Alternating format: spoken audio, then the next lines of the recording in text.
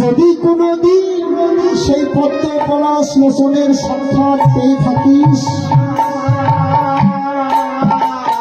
সেই দিন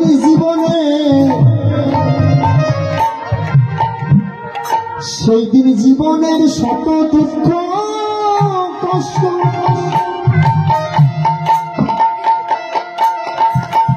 দূর হবে।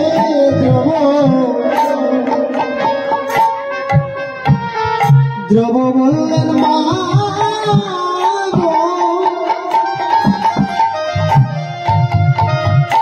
আমি সেই সন্ধানে যাব,